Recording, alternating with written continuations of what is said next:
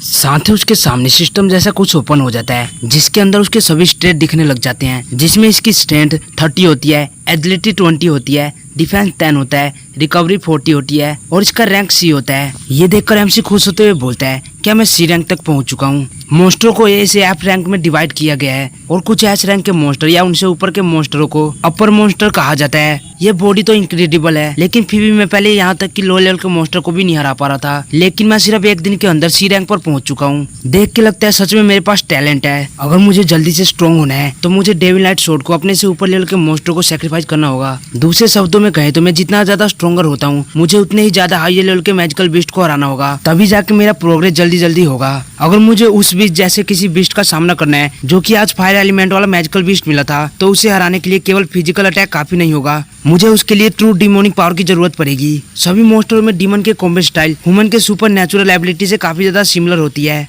जैसे कि offensive attribute में आता है लाइटनिंग, फायर और आइज, और क्रिएशन एट्रीब्यूट में अर्थ, स्टोन और मेटल। साथ ही यहाँ स्पेशल मेंटल एट्रीब्यूट भी होता है। लेकिन सूरा के पास इनमें से किस टाइप का एट्रीब्यूट था मुझे उस टाइम का याद है। किसी रीजन की वजह से मेरी बॉडी से एक मिस्टीरियस सी पावर निकली थी। मुझे ऐसा फील हो रहा था जैसे कि मैं जेन्युइनली खुद को प्रोटेक्ट करना चाहता था। शायद से वही मेरी मैजिक पावर है, मुझे ट्राई करना चाहिए। क्या पता मैं उस फीलिंग को इस समय समझने में सक्षम हो पाऊं। और वो अपने बेड पे बैठ के कल्टीवेशन करने लग जाता है और वो कल्टीवेशन करते करते ही वहीं पर सो जाता है। इसी के साथ हम उसके सपने में देखते हैं वहाँ पर बहुत सारे लोग इकट्ठा हुए होते हैं क्योंकि वहाँ पर हीरोज अवार्ड सेरेमनी हो रहा होता है। वहीं हम उसी जनरल को देखते हैं जिसने कि हान चायू को मेडल दिया था। वो स्टेज पर खड़ा होकर अनाउंस कर रहा होता है आज हमारा एक मेमोरेबल डे है। इतने लॉन्ग बैटल के बाद हमने सभी मॉन्स्टर को हरा के शांति को पा लिया है। इन सभी का थैंक्स एक व्यक्ति को जाता है जो कि बिना डरे एनिमी के कैंप में घुस गया और अपने सिंगल हैंडली सभी मॉन्स्टरों को मारकर वाइप आउट कर दिया। और वो व्यक्ति और कोई नहीं बल्कि वो है अपना एमसी, जो कि पूरे ह्यूमैनिटी का हीरो है। ये सुन के वहाँ मौजूद सभी बंदे एमसी को चेयर करने लग जाते हैं। एमसी चलते हुए उस जनरल के पास जाता है। जनरल बोलता है तुम और तुम्हारे फादर ह्यूमैनिटी के हीरो हो। पूरे मिलिट्री की तरफ से मैं तुम्हें हाईएस्ट ऑनर का स्पेशल ग्रेड मेडल देता हूँ। एमसी उसे सलूट करते हुए बोलता है इसके लिए आपका बहुत बहुत शुक्रिया। वहीं हम उस बच्चे को भी देखते हैं जो कि एमसी से बोला होता है बिग ब्रदर तो अमेजिंग है, वो एक हीरो है। मैं भी बिग ब्रदर की तरह सबको प्रोटेक्ट करना चाहता हूँ, क्या आप मुझे भी फाइट करना सिखा सकते हैं। उसकी मदर बोलती है हीरो ने सभी मॉन्स्टरों को पहले ही डिफीट कर दिया है, इसलिए अब से हमें मॉन्स्टरों के दर में जीने की जरूरत नहीं है। अपने एमसी उसके पास जाके बोलता है भले ही वार खत्म हो चुका है लेकिन ह्यूमैनिटी को ब्रेव लोगों की हमेशा जरूरत रहेगी। मैं तुम्हें फाइट करना सिखाऊंगा,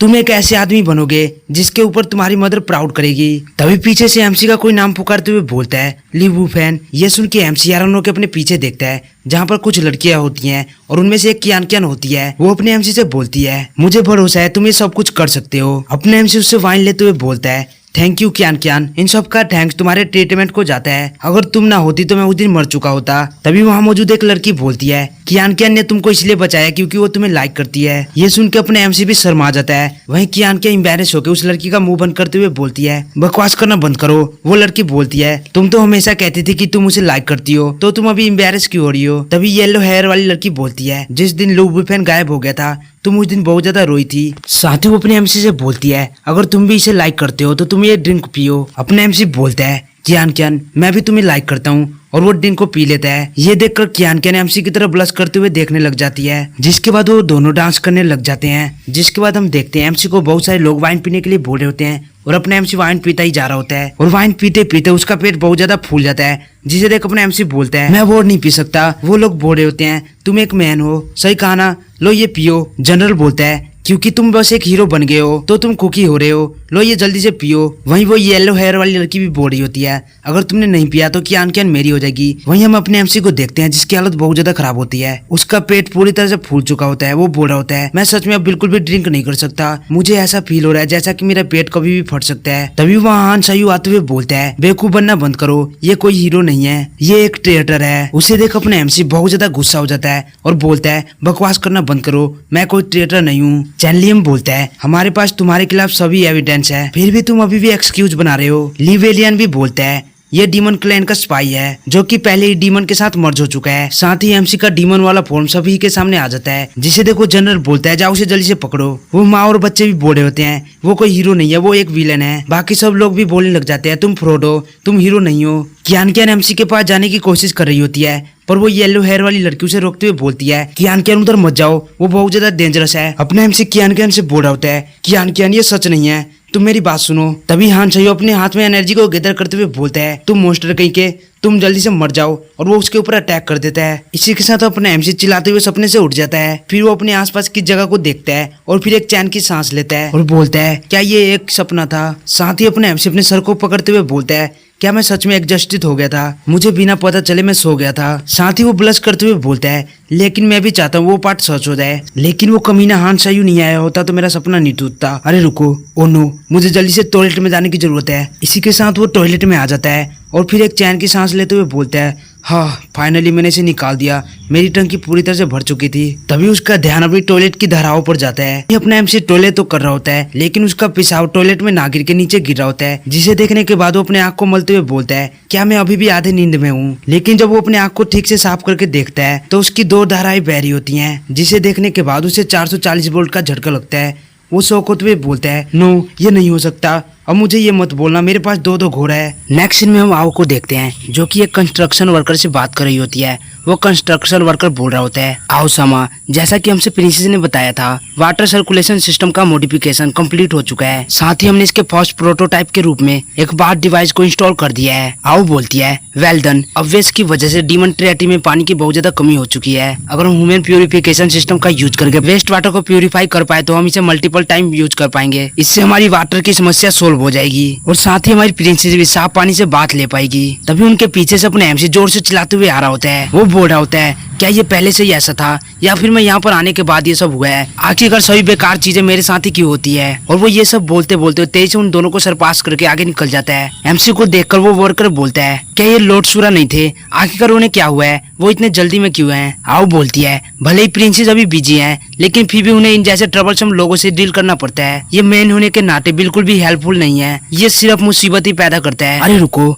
मैंने अभी अभी क्या देखा? अगर मैं सही सोच रही हूँ तो क्या वो जगह, और तभी सीन शिफ्ट हो जाता है और हमें एक बाथरूम का सीन दिखाया जाता है। वहीं एक गिलास के बड़े से टब में बहुत सारा गंदा पानी रखा होता है और उसी पानी में एक पाइप को फीड करके उसे एक बड़े से मशीन से जॉइंट किया होता है। उसे देखते हुए प्रिंसेस बोल रही होती है, ये वाटर सर्कुलेशन सिस्टम है, जो बेकार पानी है वो इस पाइप से पास होगा और साफ होकर निकलेगा। जो ह्यूमन के इन्वेंशन है वो तो सच में बहुत ज्यादा अमेजिंग है। अगर ये अच्छे से वर्क करता है तो हम 4 क्लैन मीटिंग के दौरान इसे बाकी के रेसेस के साथ ट्रेड कर सकते हैं। जिसके बाद वो स्टार्ट वाले बटन को क्लिक करती है, जिससे वो मशीन स्टार्ट हो जाता है और वो बेकार सा पानी साफ होकर शावर द्वारा निकलने लग जाता है। जिसके बाद प्रिंसेस उस वाटर को टच करती है और फिर उसमें नहाते हुए बोलती है, वाओ ये तो बहुत ज्यादा नाइस और वार्म फील हो रहा है। दूसरी ओर हम अपने एमसी को देखते हैं, जो कि भागते हुए अभी भी सोच रहा होता है, आखिरकार चल क्या रहा है? मैंने कभी नहीं सुना कि डीमन क्लैन में किसी के साथ ऐसा हुआ हो। वहीं हम देखते हैं उसके पीछे से आओ आते हुए गुस्से से चिल्लाते हुए उससे बोल रही होती है, हे तुम वहीं पर रुक जाओ, तुम उधर नहीं जा सकते। लेकिन अपने एमसी सीधे जाकर प्रिंसेस के रूम के गेट को खोल देता है और चिल्लाते हुए बोलता है, माया आखिरकार इस वर्ल्ड में चल क्या रहा है? लेकिन जब वो उस रूम में देखता है तो वहाँ पर प्रिंसेस नहीं होती। तभी बाथरूम से प्रिंसेस के गाना गाने की आवाज आती है,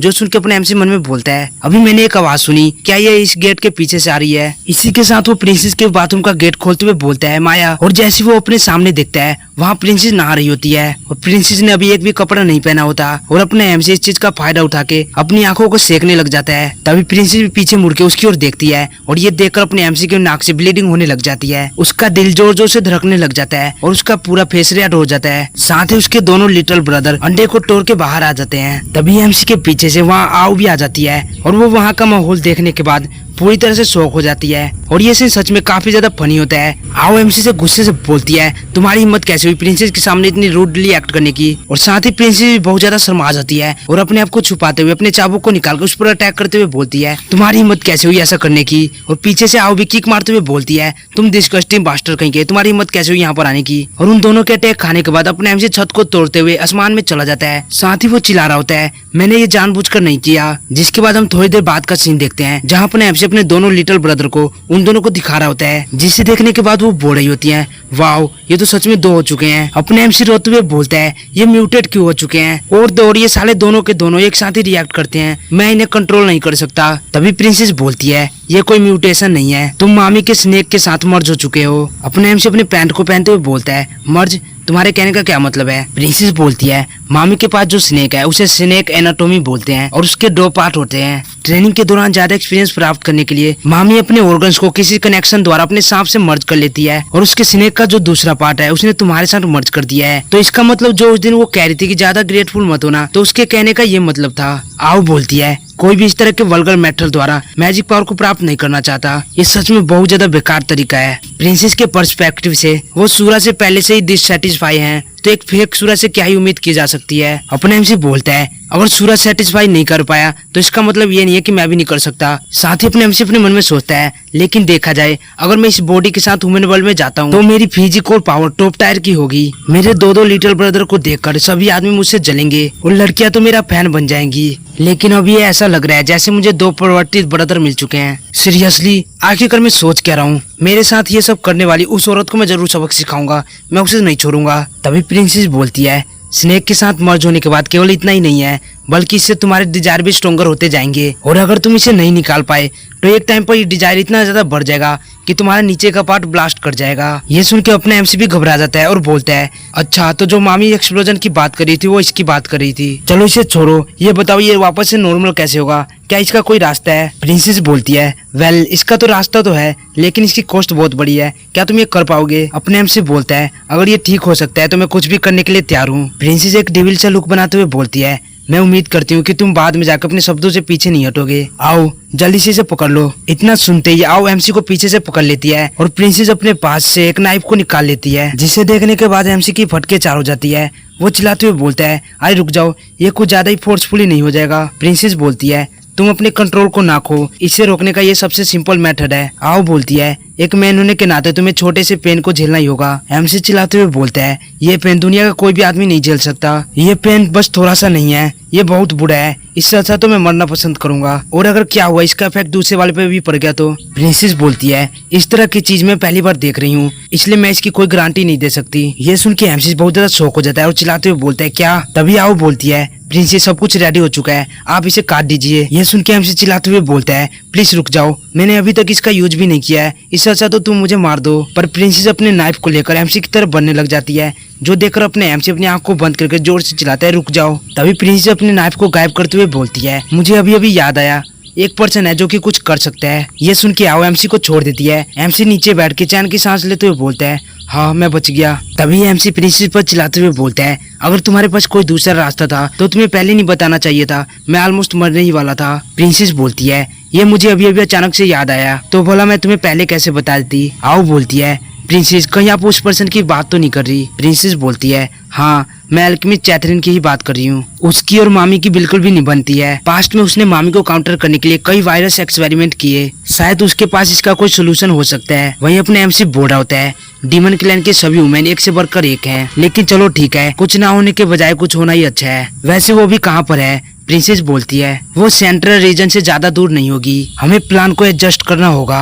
आओ आज रात तक सबको तैयार कर लो, कल सुबह हम 4 क्लैन मीटिंग के लिए निकल जाएंगे। आओ भी बोलती है मैं समझ गई प्रिंसेस। जिसके बाद हमें अगले दिन का सीन दिखाया जाता है, वो सभी कैरेज में बैठ के सेंट्रल रीजन की तरफ जा रहे होते हैं और गाइस सेंट्रल रीजन वही जगह है जहाँ पर 4 क्लैन मीटिंग भी होने वाली है और कैथरीन भी उनको उधर ही मिलेगी। वहीं एक माउंटेन से कोई उनके ऊपर दूरबीन से नजर रख रहा होता है और ये और कोई नहीं बल्कि मारन और मारी होते हैं। तभी मारन बोलता है जैसा कि तुमने अनुमान लगाया था वो 4 क्लैन मीटिंग के लिए पहले ही जा रहे हैं। मारी बोलता है माया ऐसी इंपॉर्टेंट इन्फॉर्मेशन कभी किसी को ऐसी नहीं देगी, तो तुम्हारे पास ये इन्फॉर्मेशन कहाँ से आई? यहाँ तक कि मुझे भी इसके बारे में नहीं पता था, तो तुम्हारे पास ये इन्फॉर्मेशन कहाँ से आई? तभी वहाँ मामी आते हुए बोलती है मेरा स्नेक सूरा के साथ मर चुका है, तो ये जाहिर सी बात है वो मदद के लिए कैथरीन के पास जाएंगे, लेकिन अगले दिन ही चले जाना। उसे तो 2 भी पसंद नहीं आए, उसने तो अभी उन दोनों के साथ ठीक से एंजॉय भी नहीं किया, कितना बेकार बात है। तभी मारन बोलता है तुम तो पहले कहती थी कि तुम्हें आदमियों से नफरत है, तो तुम अचानक से हमारे साथ कोऑपरेट क्यों कर रही हो? मामी बोलती है एक औरत को दूसरी औरत की मदद करनी चाहिए, ऐसे शब्द केवल ह्यूमंस पर अप्लाई होता है, लेकिन डीमन क्लैन में प्रॉफिट सबसे ऊपर है। 2 वर्सेस 1 के सिचुएशन में ये ऑब्वियस है कि किसकी साइड लेनी है, कोई भी इसका पता लगा सकता है। ये सुन के मारन जोर जोर से हंसते हुए बोलता है जैसा कि डीमन क्लैन के वाइल्ड फ्लावर से एक्सपेक्ट की जा सकती है, तुम सच में बहुत ज्यादा रूथलेस हो। मैं तुम्हारा आभारी हूँ, मैं जब डीमन किंग बन जाऊंगा तो मैं ये मेक श्योर करूंगा कि तुम्हें बेनिफिट मिले।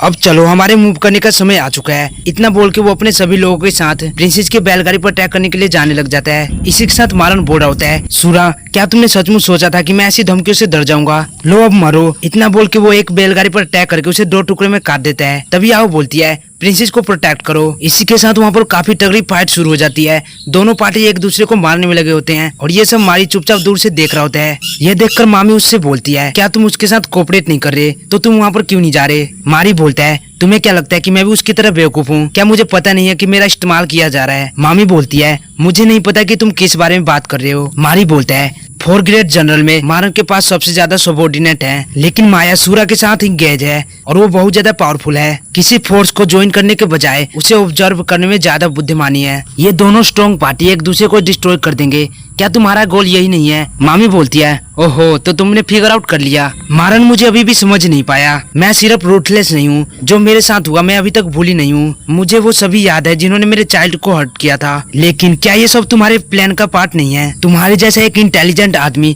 कभी भी उस बेवकूफ जैसे इंसान के सामने सबमिट नहीं करेगा। मारी बोलता है, तो वो कल तुम ही थी जो कि चोरी छुप के हमारी बातें सुन रही थी। मामी बोलती है, ओह, तो तुम्हें ये पहले से ही पता है। ये जानते हुए भी तुमने अभी तक मुझे कुछ नहीं किया। अब मुझे ये मत कहना कि तुम मेरे अंदर इंटरेस्टेड हो। मारी बोलता है, टेक्निकली देखा जाए तो ऐसा इसलिए है क्योंकि तुम्हारा गोल और मेरा गोल सेम है। मामी बोलती है, हम दोनों की सोच काफी ज्यादा मिलती जुलती है ना? लेकिन मुझे अभी तक इसका एहसास ही नहीं हुआ था। मारी बोलता है, अभी भी ये रियलाइज करने में ज्यादा देर नहीं हुई है। शायद हम परफेक्ट पार्टनर बन सकते हैं। तभी मामी अपने स्नेक से मारी के ऊपर अटैक कर देती है, जिसे डिफेंड करने के लिए मारी भी अपना अटैक करता है। उन दोनों का अटैक टकराने से वहाँ पर एक छोटा सा धमाका होता है, जिससे वो दोनों पीछे की ओर हट जाते हैं। मारी बोलता है, इन द एंड तुमने ये साबित कर ही दिया कि वुमेन के बातों पर भरोसा नहीं किया जा सकता। मामी उसके ओर अटैक करते हुए बोलती है, क्या मैंने तुमको नहीं बताया था जो मेरे साथ हुआ था वो मैं अभी तक नहीं भूली हूँ? क्या तुम्हारी मेमोरी इतनी ज्यादा वीक है? जब तुमने मेरे साथ ऐसा किया तो मुझे बहुत ज्यादा हर्ट हुआ। मैं उसका रिवेंज लेना चाहती हूँ। इसी के साथ हमें दूसरी तरफ का सीन दिखाया जाता है, जहाँ हम आओ को देखते हैं, जिसकी हालत बहुत ज्यादा खराब होती है और मारन रोड की टीम ने प्रिंसेस के सभी गार्ड को मार दिया होता है और उनके कैच को तबाह कर दिया होता है। मारन हंसते हुए बोल रहा होता है, ये कितने ज्यादा वीक हैं, ये मेरे से कितनी आसानी से हार गए। ये मेरे लिए सबसे बड़ी जीत है। साथ ही वो अपने लोगों से पूछता है, सूरा और माया कहाँ हैं? अब मुझे ये मत कहना कि वो अभी भी कैरेज के नीचे दबे हुए हैं। तभी उसका एक साथी बोलता है, मैंने उसे ढूंढ लिया, वो यहाँ पर है। साथ ही वो कैरेज के मलबे को हटा के मारी को दिखाता है, जहाँ एमसी और प्रिंसेस की लाश पड़ी होती है। वो बंदा बोलता है, देख के लगता है ये पूरी तरह से ऑफ गार्ड पकड़े गए थे। मारन खुश होते हुए बोलता है, खुद को गॉड ऑफ डेथ कहा जाने वाला सूरा इतनी आसानी से मारा गया। यही होता है जब तुम लस्ट के पीछे डिस्ट्रैक्ट हो जाते हो। तभी उसका ध्यान एमसी के डेविल नाइट शॉट पर जाता है। उसे देख मारन खुश हो जाता है। उसे लेने के लिए अपने हाथ को बढ़ाते हुए बोलता है, अब ये शॉट मेरी हुई। इतना बोल के वो उस शॉट को उठा लेता है। तभी उसे कुछ गड़बड़ लगता है, लेकिन इससे पहले वो कुछ समझ पाता, वहाँ पर एक बहुत बड़ा ब्लास्ट हो जाता है, जिससे वहाँ केवल मारन की चीख ही रह जाती है। जिसके बाद हम मामी और मारी को देखते हैं, जो कि अभी भी एक दूसरे से फाइट कर रहे होते हैं। तभी उनके पीछे बहुत बड़ा ब्लास्ट होता है, जिसे देखो अपने फाइट को रोककर उस ब्लास्ट की तरफ देखने लग जाते हैं। मारी बोलता है, आखिरकार वो क्या है? जिसके बाद हम ब्लास्ट वाली जगह पर मारी को देखते हैं, जिसे कि इस ब्लास्ट की वजह से बस थोड़ी बहुत इंजरी आई होती है, लेकिन वो भी सही सलामत होता है। तभी मारन और मारी भी उसके पास आ जाते हैं। मारी बोलता है, आखिर क्या हुआ? क्या ये एक बॉम्ब था? मारन बोलता है, हमें ट्रिक किया गया है, ये कोई माया नहीं है, ये मैजिक पपेट है। साथ ही वो शक बड़ी निगाहों से मामी की ओर देखने लग जाता है, जो देखकर मामी बोलती है, तुम मेरी तरफ ऐसे क्यों देख रहे हो? मैंने इन्फॉर्मेशन को लीक नहीं किया है। लेकिन माया को इस इन्फॉर्मेशन के बारे में पता कब चला? और इतने कम समय में काउंटर अटैक करना, सच में मैंने माया को अंडर एस्टिमेट किया था। 2 मर्द मिलकर भी एक औरत को टेक डाउन नहीं कर पाए। तुम तो पूरी तरह से यूजलेस हो। मुझे पहले ही तुम्हारा हेल्प नहीं करना चाहिए था। तुम्हारे साथ काम करना ये पूरी तरह से वेस्ट हो गया। इतना बोल के वो वहाँ से चली जाती है। इसी के साथ हमें कुछ देर पहले का सीन दिखाया जाता है, जब ये ब्लास्ट हुआ था तो दूर से प्रिंसेस और आओ भी ये सब देख रही होती हैं। आओ बोल रही होती है, जैसा कि प्रिंसेस ने प्रेडिक्ट किया था, मामी मारन और मारी से जुड़ी हुई थी। कैरेज को एक चारे के रूप में यूज करना और हमें ड्रैगन पे उड़ के जाना, ये सच में राइट चॉइस थी। यहाँ तो वही वाली बात हो गई, स्कैमर अपने ही ट्रैप में फंस चुका है। तभी प्रिंसेस बोलती है, मामी बिना बेनिफिट के कुछ भी ऐसे नहीं करती। यहाँ तक कि सूरा के साथ अपने स्नेक को मर्ज करना ये कोई फन नहीं है। इसलिए मुझे उसके ऊपर शक हो गया, क्योंकि उसे पता था एक बार सांप के मर्ज होने के बाद हम मदद के लिए कैथरीन के पास जाएंगे, और वो इस मौके का फायदा उठा के हमारे लिए रास्ते में ट्रैप बिछाना चाहती थी।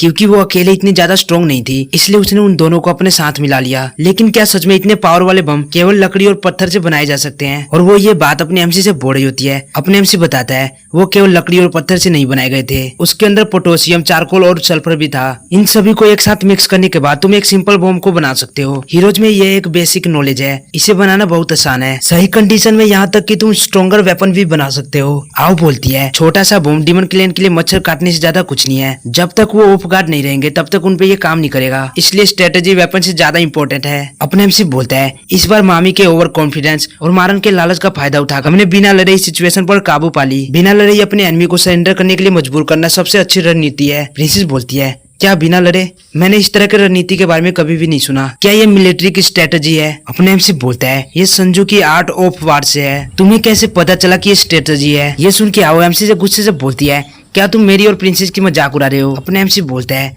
तुम बहुत ज्यादा ओवर रिएक्ट कर रही हो। क्या तुम किसी तरह की ड्रामा क्वीन हो? ये सुन के आओ को गुस्सा आ रहा होता है। तभी अपने एमसी एक पन्ने पे कुछ लिखने लग जाता है और फिर उसे आओ को दिखाता है और एमसी जो दिखा रहा होता है वो संजू की आर्ट ऑफ वार होती है। और जो संजू है वो एक राइटर है जिसने की वार के बारे में बहुत कुछ लिखा है। आओ बोल रही होती है तुम्हें मुझे ये दिखाने की जरूरत नहीं है, मुझे पहले से ये पता है। तभी प्रिंसेस बोलती है वेपन, स्ट्रेटेजी, साइंस और टेक्नोलॉजी ह्यूमंस के पास तो सच में बहुत ज्यादा अमेजिंग चीजें हैं। इसमें कोई आश्चर्य की बात नहीं है कि वो बिना मैजिक पावर के डीमन क्लैन से कैसे लड़ पाते हैं। ये बहुत अच्छा होता अगर ये नॉलेज डीमन के पास भी होता तो। तभी अपने एमसी उससे बोलता है मैं तुम्हें सिखाऊंगा। और ये सुन के प्रिंसेस हैरान होकर एमसी की ओर देखने लग जाती है। तभी आओ बोलती है प्रिंसेस आपको इसके ऊपर भरोसा नहीं करना चाहिए। ह्यूमंस बहुत ज्यादा बेकार क्रिएचर होते हैं। ऐसा कोई तरीका नहीं है जिससे वो हमें आसानी से सिखा सके कि ह्यूमंस के खिलाफ कैसे लड़ना है। ये सुनकर अपने एमसी अपने मन में सोचता है ये औरत आगे कहीं से अचानक से क्या हुआ, ये इतनी भड़क क्यों रही है। वहीं आओ अभी भी बोल रही होती है तुम्हें इस बात पर बहस करने की जरूरत नहीं है, मैंने बिल्कुल सही बोला है। तभी अपने एमसी बोल पड़ता है स्ट्रेटेजी में सबसे ज्यादा इंपॉर्टेंट सिचुएशन को जानना और समझना होता है। बैटल फील्ड में कोई भी राइवल और फ्रेंड नहीं होता, केवल प्रॉफिट होता है। हम दोनों एक दूसरे के सीक्रेट जानते हैं और हम दोनों का एनिमी भी एक है। इस समय हम म्यूचुअल बेनिफिट के सबसे स्ट्रॉन्गेस्ट लाइन्स है। साथ मिलकर काम करने से हम जीत हासिल कर सकते हैं। ये जितना बेनिफिट मेरे लिए है उतना ही तुम्हारे लिए भी है। ये सुनकर प्रिंसी कुछ सोचने लग जाती है। वही अपना एमसी सोच रहा होता है मोस्टरों को अंदर से खत्म करने के लिए मुझे 4 क्लैन के वीकनेस को समझने की जरूरत है। आने वाली 4 क्लैन कॉन्फ्रेंस मेरे लिए गोल्डन अपॉर्चुनिटी है। तभी प्रिंसेस बोलती है तो फिर ठीक है तुम मुझे आज से ही और ह्यूमन नॉलेज को सिखाना शुरू करो। ये सुनकर अपने एमसी भी खुश हो जाता है। तभी अपने एमसी का बहुत जोर से हाथ पकड़ के बोलती है लेकिन अगर तुम्हारा कोई गलत मकसद है तो तुम सोच लेना तुम्हारा क्या हाल होगा। साथ ही वो अपने एमसी के हाथ को जोर से दबा देती है जिससे अपने एमसी दर्द के मारे जोर से चिल्लाता है। जिसके बाद वो तीनों एक मार्केट में आ जाते हैं। ये वो पब्लिक एरिया है जहाँ 4 क्लैन एक दूसरे के साथ मिलते हैं। यहाँ चारों क्लैन के लोग ट्रेड करने के लिए आते हैं, इसलिए यहाँ बहुत सख्त रूल और रेगुलेशन है। साथ ही वो कुछ मोस्टरों को दिखाते हुए बोलती है वो विंग क्लैन और बीस्ट क्लैन के मेंबर हैं। वहीं अपने एमसी अपने मन में सोच रहा होता है यहाँ आने के बाद ये मेरी पहली बार है जब मैं डीमंस के अलावा दूसरे मोस्टरों को देख रहा हूँ। तभी वहाँ पर हम एक घोड़े वाली मोस्टर को देखते हैं। उसे देखकर विंग क्लैन के मेंबर आपस में कुछ बात करने लग जाते हैं और फिर एक विंग क्लैन का मेंबर उसके पिछवाड़े पे एक थप्पड़ मार देता है जिसके कारण वो घोड़िया में बेहोश हो जाती है और उनसे बोलती है तुम ये सब क्या कर रहे हो। वो विंग क्लैन का मेंबर बोलता है तुम इतना इनोसेंट एक्ट मत करो, तुमने अपने हिप्स को इतनी ज्यादा ऊपर उठा रखा है, इसे देखने के बाद तो किसी का भी माइंड ब्लैंक हो सकता है। क्या इसे दिखाकर तुम खुद ही हमें इन्वाइट नहीं कर रही। तभी वहाँ उस लड़की का साथी आते हुए बोलता है हे विंग क्लैन के लोगों तुम यहाँ पर क्या कर रहे हो। क्या तुम्हें नहीं पता अगर तुम हमारे बीस्ट क्लैन के वुमेन के साथ बदतमीजी करते हो तो तुम्हारे साथ क्या होगा। वो विंग क्लैन का मेंबर बोलता है बीस्ट क्लैन के मैन बहुत ज्यादा बोरिंग है, ये केवल ब्रूट फोर्स से फाइट करना ही जानते हैं। कैसा रहेगा कि मैं तुम्हें दिखाऊं कि रियल सेटिस्फेक्शन कैसा फील होता है। ये सुन के बीस्ट क्लैन वाला बंदा बहुत ज्यादा गुस्से से बोलता है क्या कहा तुमने, छुप छुप के रहना और कायरो वाला काम करना ही तुम्हारा काम है, इनसे बात करना पॉइंटलेस है, चलो जल्दी से इन्हें टेक डाउन करते हैं। इतना बोल के वो दोनों बीस्ट क्लैन के मेंबर विंग क्लैन के मेंबर के ऊपर अटैक कर देते हैं पर उनका किक लगने से पहले ही वो विंग क्लैन के मेंबर हवा में उड़ जाते हैं और हंसते हुए बोलते हैं तुम बेवकूफ, तुम केवल ग्राउंड पर ही मूव कर सकते हो, मैं आज तुम्हें दिखाता हूँ विंग क्लैन कितना ज्यादा टेरिफाइंग है। इतना बोल के वो अपने मुंह से पॉइजन निकालते हुए उनके ऊपर अटैक कर देते हैं। ये देखकर वहाँ मौजूद सभी बंदे भागने लग जाते हैं और बोलते हैं ये तो पॉइजन है। तभी एक बीस्ट क्लैन का मेंबर अपने हाथ में किसी फल को उठाते हुए बोलता है तुम कायर कहीं कि मैं तुम्हें अभी मार के नीचे गिराता हूँ। और वो उस चीज को विंग क्लैन वाले मेंबर पर शूट कर देता है जो कि सीधे जाकर एक विंग क्लैन के मेंबर के सर पे लगती है और वो विंग क्लैन का मेंबर ड्राम से नीचे आके गिरता है और फिर वो बहुत ज्यादा गुस्से चिल्लाते हुए बोलता है तुम 4 टांगों वाले बीस्ट, मैं तुम्हें मार डालूंगा। इसी के साथ वो वापस से आपस में फाइट करने लग जाते हैं और इन्हें इस तरह फाइट करते हुए अपने एमसी और भी देख रहे होते हैं। अपने एमसी बोलता है कोई भी आगे जाके इन्हें रोक क्यों नहीं रहा। आओ बोलती है क्या तुमने नहीं सुना प्रिंसेस ने क्या कहा था, तुम किस रेस से बिलोंग करते हो यहाँ कोई मैटर नहीं करता, कोई भी दूसरों के फाइट में इंटरफेयर नहीं कर सकता और कोई भी तुम्हें प्रोटेक्ट नहीं कर सकता। तभी प्रिंसेस बोलती है यही कारण है जिस वजह से कैथरीन ने इस जगह को चूज किया है। साथ ही वो दोनों एक दूसरे की तरफ देखते हुए थोड़ा परेशान होती है जिसे देख अपने एमसी बोलता है आखिरकार तुम इतनी परेशान क्यों हो, क्या कैथरीन सच में बहुत ज्यादा टेरिफाइंग है। प्रिंसेस बोलती है उसे टेरिफाइंग करना भी पर्याप्त नहीं है, जब तुम खुद उसे देखोगे तो तुम समझ जाओगे। जिसके बाद वो एक क्लिनिक के सामने आ जाते हैं, उस पे लिखा होता है कैथरीन क्लिनिक। जिसके बाद वो गेट खुलने लग जाता है और जैसे जैसे गेट खुल रहा होता है अपने एमसी की फटती जा रही होती है। लेकिन जैसे ही गेट पूरी तरह से ओपन होता है उनके सामने एक छोटा सा रोबोट आ जाता है। वो उनसे बोलता है आपका स्वागत है, मैं टोटो हूँ, AI मेडिकल असिस्टेंट, मैं आपका किस तरह से मदद कर सकता हूँ। उसे देखकर अपने एमसी कंफ्यूज होते हुए बोलता है क्या AI असिस्टेंट। इसी के साथ हम इस वीडियो को यहीं पर खत्म करते हैं और मिलते हैं नेक्स्ट एपिसोड में। तब तक के लिए बाय बाय।